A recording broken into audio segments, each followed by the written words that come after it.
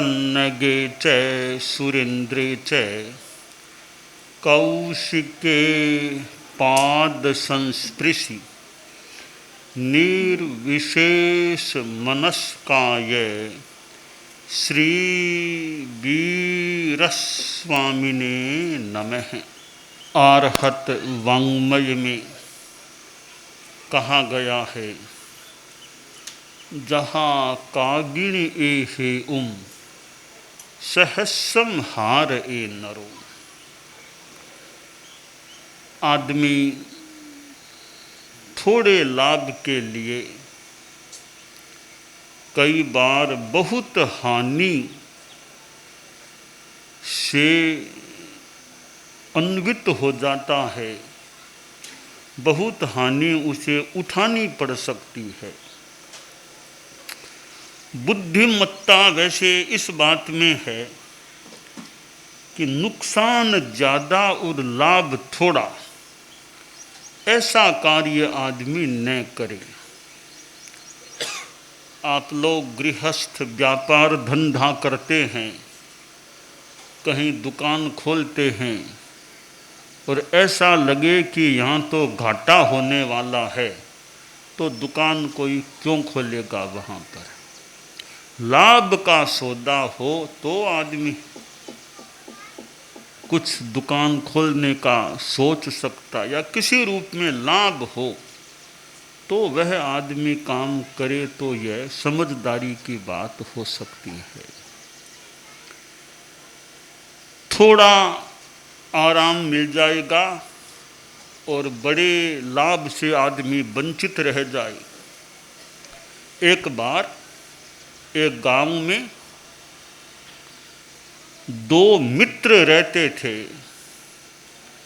बाल सखा, बचपन के मित्र थे। अब तो अच्छी जवानी में थे, दोनों के विवाह हो गए, दोनों के परिवार हो गया। एक समय दोनों के जीवन में ऐसा एक साथ आया कि आर्थिक दृष्टि से दोनों गहरे घाटे में पड़ गए। काफी कर्जा हो गया दोनों के। कर्जा उतारना भी मुश्किल लगने लग गया।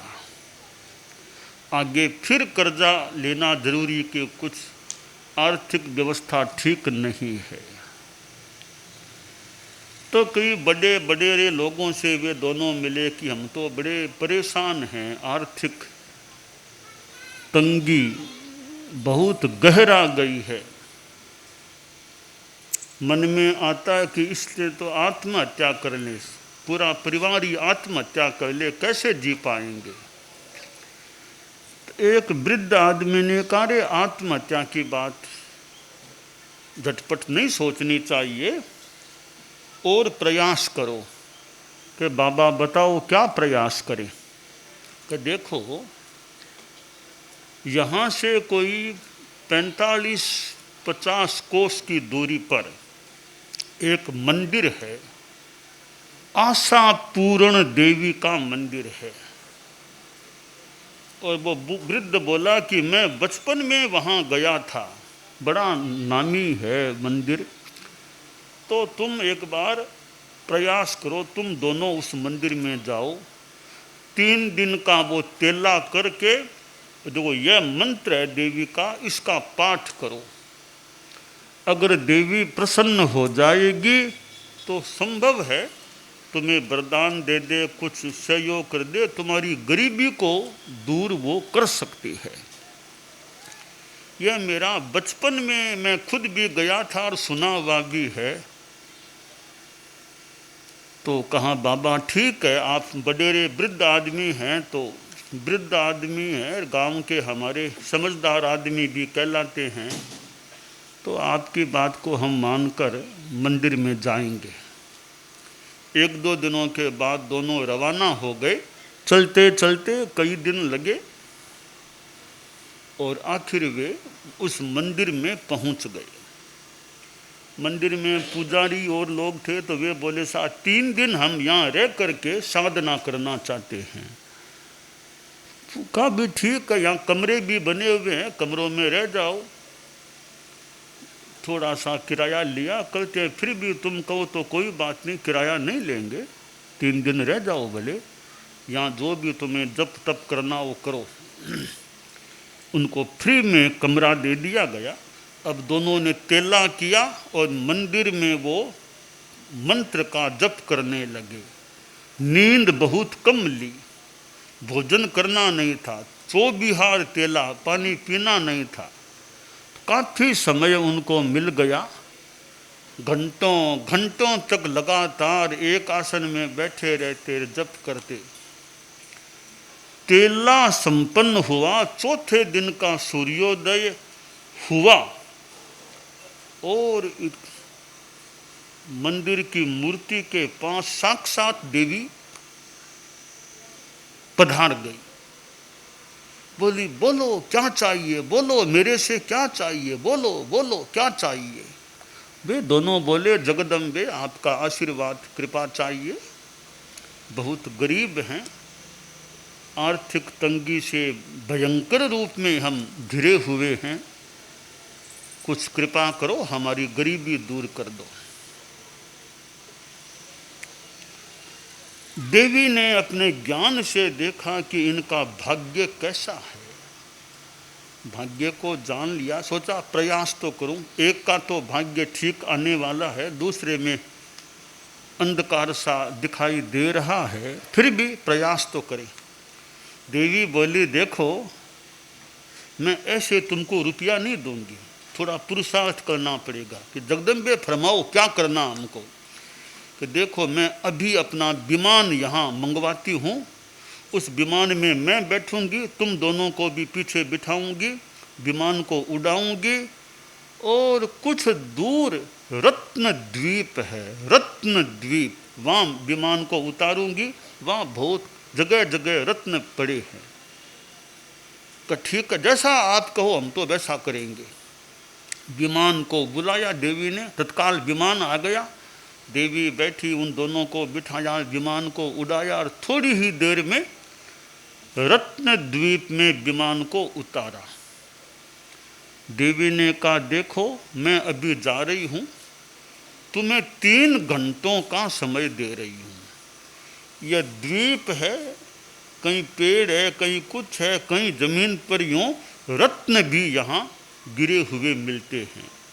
तुमको पुरुषार्थ करना होगा, 3 घंटों का समय है, तुम दोनों इस परिसर में घूमो, रत्न द्वीप में, जहाँ जहाँ चमकते हुए रत्न मिले तुम ले लेना, वे तुम्हारे जो उठाएगा वे रत्न उसके हो जाएंगे। कि मैं अभी एक बार जा रही हूँ। कि ठीक है माता। देवी तो चली गई। पीछे वो दोनों मित्र थे, जो थोड़ा उम्र में थोड़ा सा बड़ा था, वो बोला, जी मैं थोड़ी थकान है, थोड़ा आराम करना चाहता हूँ। छोटे वाला बोला, भैया अभी आराम का टाइम नहीं है, अभी तो परिश्रम करो, यह मौका 3 ही घंटों का समय है। विद्यार्थी की परीक्षा हो, 3 घंटों का वो समय, पेपर, उस टाइम नींद ले ले विद्यार्थी, 3 घंटे नींद में बीत जाए तो फिर क्या होगा उसको। तो वो छोटा बोला, भैया अभी आप श्रम करो, क्यों आप उठाओगे वो ही आपके, मेरे वाले तो आपको मिलेंगे नहीं, आप उठाओगे वो आपके होंगे, आप विश्राम बाद में कर लेना, 15-20 रत्न मिल जाए फिर भले आराम कर लेना, टाइम बचे तो। कहा नहीं, एक बार तो आराम करूँगा, बाद में रत्न खोज लूँगा। कि भाई जी मेरा तो यही निवेदन है, बार बार आप आराम अभी मत करो, अभी श्रम करो, आराम तो बाद में, कभी आराम तो घर जाने के बाद भी कर लेना आप। कहा ठीक है, थोड़ा लेटता हूँ, अभी मैं तो जा रहा हूँ रत्न खोजने। वो एक तो लेट गया, दूसरा मित्र घूमता रहा, जगह जगह कहीं कहीं बड़े अच्छे रत्न पड़े थे, उठाता गया अपनी पोटली में, यूँ करकरा के पोटली भर ली रत्नों से। अब वो घूम घुमा करके जो गेट था उस कैंपस का, वहाँ पहुँचा जहाँ वो मित्र दूसरा सो रहा था। 3 घंटे बीते और वो देवी हाजिर हुई। अरे सोया पड़ा, उठो उठो, उसको उठाया। दूसरा मित्र वहाँ पहुँच गया था। पहले एक मित्र के पास तो खूब रत्न हो गए, दूसरा उठा, अच्छा माता 3 घंटे हो गए। कह रहे मूर्ख भैया, मुझे पूछ तो 3 घंटे हो गए, मेरे पास घड़ी है क्या तो मैं बताऊं कितने घंटा हो गया। कहा माता पूरे 3 घंटे हो गए हैं, चलो बैठो विमान में। कि माता मैं तो सो गया, आधा घंटा और मुझे बढ़ाओ। विद्यार्थी कहे आधा घंटा और बढ़ा दो उत्तर देने के लिए। देवी बोली ये कोई आधा घंटा नहीं बढ़ता, यहाँ पर एकदम टाइम फिक्स है, अब तो विमान में ही बैठना होगा। विमान में दोनों को बिठाया, उड़ाया, जो जहाँ से विमान से उनको उड़ाया था वही मंदिर के पास वहाँ विमान को उतारा, दोनों को नीचे उतारा और विमान और माता दोनों अदृश्य हो गए। अब वे दोनों मित्र अपने गांव आए, आखिर चलते चलते एक के पास तो खूब धन हो गया, एक रत्न को बेचे तो कितना पैसा हो जाए, दूसरे के पास कुछ नहीं, परिश्रम नहीं किया, थोड़े आराम के लाभ के लिए कितना अलाभ में रह गया। आशा पूर्ण देवी ने तो दोनों को वरदान दिया, आशा पूर्ण देवी ने तो दोनों को वरदान दिया। एक मित्र ने भरी पोटली, दूजे ने आराम किया, दूजे ने आराम किया। अवसर खोने, अवसर खोने वाले ने अनुताप किया, अवसर खोने वाले ने अनुताप किया। खाने पीने सोने में ही सारा समय गंवा दिया, सारा समय मानव जीवन पाकर तूने क्या किया।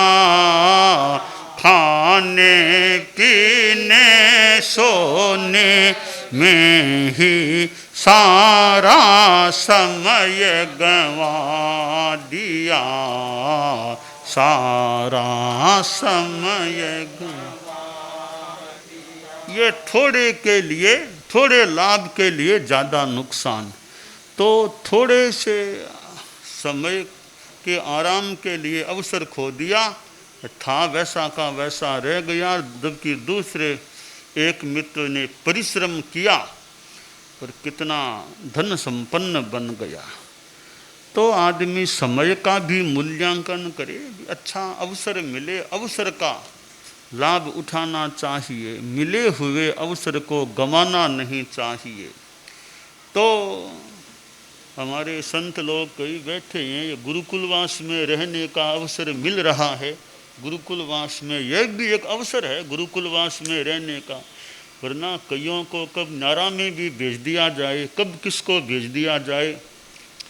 पर किसी किसी को तो लंबे काल तक गुरुकुलवास में रहने का मौका मिल जाने। वैसे तो गुरु जहाँ कहे वहीं ठीक है, जहाँ गुरु की दृष्टि तो वहीं सृष्टि। नारा में कहें तो नारा में भी ठीक है, जहाँ रखे वहाँ ठीक है, परंतु गुरुकुलवास में रखा जा रहा है तो मानो एक अवसर दिया जा रहा है, गुरुकुलवास का अवसर।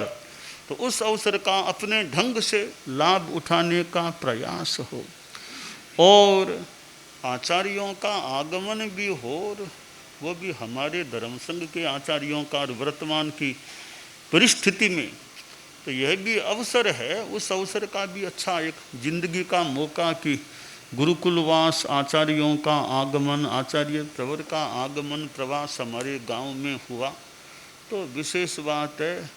तो ऐसे सबसे बड़ा मानव जीवन मिलना कितना बड़ा अवसर है। 84 लाख जीव योनियाँ फिर मानव जीवन मिला है, यह बहुत बड़ा अवसर है। इसका हमें फायदा उठाना चाहिए, आत्मा का कल्याण हो, आत्मा अच्छी बने। संयम तप के द्वारा आत्मा को भावित करने का हम प्रयास करें। साधुपन आ जाए तो बहुत ही अच्छी बात है, साधुपन सबको नहीं भी आए तो गृहस्थ जीवन में भी जितना जप तप संयम की साधना, साधु साधियों की सेवा, उपासना, धार्मिक साधना, आराधना, इसमें और नैतिकता, अहिंसा, ये सब चीज़ें जीवन में हों, सामायिक आदि की जो भी धार्मिक साधना हो, तो गृहस्थ जीवन में भी बहुत कल्याण हो सकता है। और यों चक्रवर्ती भरत जैसा गृहस्थ जीवन में कहाँ शीश महल का आदर्श वो स्थान, कैसे केवल ज्ञान भी हो गया। गृहस्थ वेश या गृहस्थ उस प्रकार के जीवन में ऐसा भावों का ऊर्ध्वारोहण हुआ कि वेश परिवेश जो भी हो, भीतर के भावों में साधुपन भी आ गया और केवल ज्ञान भी हो गया। मरुदेवा माता, कहाँ निगोद में रहा हुआ जीव, कहाँ वनस्पति काय में रहा हुआ इतना जीव, मानव जीवन मिला। ऋषभ जैसे महापुरुष की माता बनने का मौका मिला और उसी भव में के हाथी के होदे पर केवल ज्ञान हो गया और मरुदेवा माता सिद्ध भी हो गई। तो गृहस्थ जीवन के परिवेश में कहीं कहीं ऐसी स्थितियां भी बनती है कि बिना मुख वस्त्रिका बांध करके साधुपना लिए, कोई मुख वस्त्रिका मरुदेवा माता ने कौन सी दीक्षा ऋषभ भगवान के पास जाकर के करे में बनते सामायंग के पाठ से दीक्षा थोड़ी ली थी, उन्होंने गुरु धारणा की थी क्या कि आपको गुरु, आप मेरे भगवान में, ये मेरा धर्म है, ऐसे गुरु धारणा भी की थी क्या मरुदेवा माता ने। और कैसे वो हाथी के होदे पर एक पशु पर बैठे बैठे केवल ज्ञान और सिद्धत्व को ऊपर प्राप्त हो गई, सिद्ध बन गई। तो ये गृहस्थ जीवन में ऐसे भी कोई कोई प्रसंग बन सकते हैं। गृहलिंगी सिद्ध, गृहस्थ वेश में कोई सिद्ध बन सकता है, पर सामान्य तो संभवतः साधु बनकर साधना करने की व्यवस्था है। और यों भावों में आदमी को कब क्या उत्थान का क्षण प्राप्त हो जाए। राजर्षि प्रसन्न चंद्र वैसे तो साधु के रूप में, पर नरक में जाने योग्य स्थिति भी बन गई और फिर ऊर्ध्वारोहण हुआ तो केवल ज्ञानी भी बन गए। तो गृहस्थ मान लो साधु न भी बन सके तो भावों में शुद्धता रखने का, आचरणों में अच्छापन रखने का, विचारों में विराटता रखने का यह प्रयास हो। जब तप संयम ईमानदारी अहिंसा नैतिकता सामाजिक साधना आदि का क्रम जीवन में चले तो इस मानव जीवन का गृहस्थ भी अच्छा लाभ उठा सकते हैं। और श्रावक भी तीर्थ है, श्राविका भी तीर्थ है, साधु साध्वी श्रावक श्राविका 4 तीर्थ जो बताए गए हैं। तो ठीक है, साधु बड़े हैं, साधु बड़े तीर्थ हैं, श्रावक छोटा तीर्थ है, श्राविका छोटी, साध्वी बड़ी तीर्थ है, श्राविका छोटी तीर्थ है। पर है साधक के साधक, साधुओं की श्रेणी ऊंची है, गुणस्थान ऊंचा है, श्रावक श्राविका का गुणस्थान थोड़ा नीचा है। सर्वविरति देश विरति यह अंतर, परंतु देश विरति वाला भी कभी सर्वविरति भी बनता है। देश विरति बना है तो कभी न कभी अवश्य सर्वविरति भी बनेगा ही बनेगा, होगा ही होगा, कोई विकल्प नहीं है। जो देश विरति बन गया, सम्यक्त्वी भी बन गया, तो कभी न कभी अनंत काल में जो भी सीमा विधि है, कभी न कभी सर्वविरति बनेगा ही बनेगा। तो तो श्रावक बन गया, देश विरति बन गया, तो साधु तो बनना ही होगा कभी न कभी, आगे के जन्मों में बने, कभी बने, साधुत्व तो आएगा ही आएगा, फिर मोक्ष मिलेगा ही मिलेगा। इसलिए गृहस्थ जीवन में भी करना चाहिए, अपना संचय करना चाहिए, संग्रह करना चाहिए।